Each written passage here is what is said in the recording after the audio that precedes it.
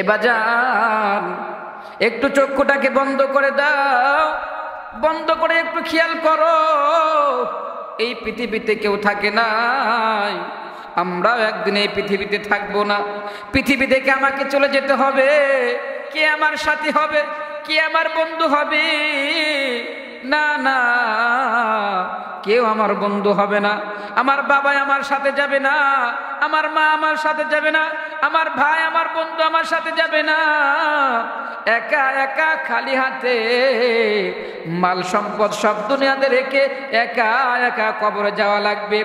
এ বন্ধু, মৃত্যুর ঘন্টা যখন বাজিয়া যাবে, মালাকুল মউত আজরাইল যখন আমার আপনার সামনে দাঁড়ায়া যাবে, যখন আমার রূহটা বাহির করার জন্য মালাকুল মউত আমার সামনে চলে আসবে, এ বন্ধু রে, জানি না মালাকুল মউত আমার সামনে কেমন করে আসবে।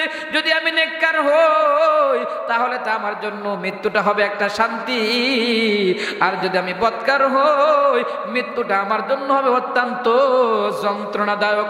যখন মালাকুল মউত আজরাইল আমার রূহটা কবজ করার জন্য আসবে, মালাকুল মউত যখন একজন গুনাহগারের কাছ থেকে যখন রূহটা বাহির করতে যাবে, রূহটা বাহির হতে যাবে না, রূহটা ছুটাছুটি শুরু করে দিবে। এরে বন্ধু, মালাকুল মউত আজরাইল একেবারে কাপড়টাকে নিংড়ায়া যেমন আমরা পানি বাহির করি, ওই মানুষটাকে ধরে এমন করে নিংড়ায়া নিংড়ায়া তার রূহটাকে কবজ করে নিয়ে চলে যাবে। রূহটা কবজ হয়ে যাওয়ার পরে মা কাঁদবে, বাবা কাঁদবে,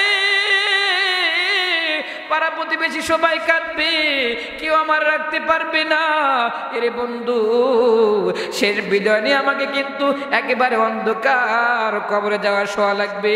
ওই অন্ধকার কবরের মধ্যে আমার সাথে কেউ থাকবে না।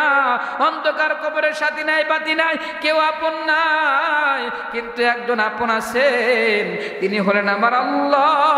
দুনিয়াতে যদি সে আল্লাহর সাথে সম্পর্ক করতে পারি, সে আল্লাহরে যদি ডেকে যেতে পারি, ওই কবরে যাওয়ার সঙ্গে সঙ্গে ওই আল্লাহ আপনার আমার সাথে হয়ে যাবে। এই জন্য সে আল্লাহকে স্মরণ করে আল্লাহকে ডাকবো। আল্লাহ